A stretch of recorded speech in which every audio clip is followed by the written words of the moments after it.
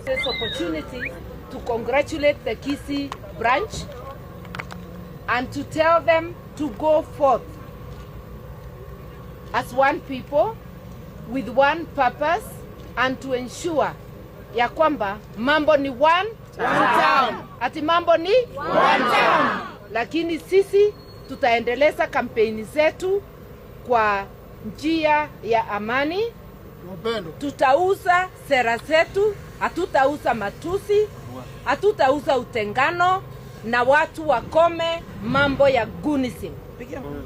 Na vijana wetu waelewe uhai wao ni wa muhimu kushinda pesa yoyote.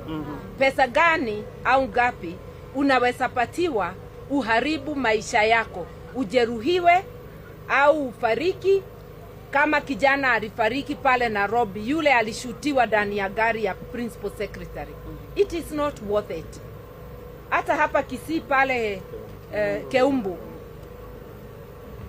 mtu mmoja, ripoti zinasema mtu mmoja alifariki, wengine walijeruhiwa, na magari pia iliharibiwa na mali.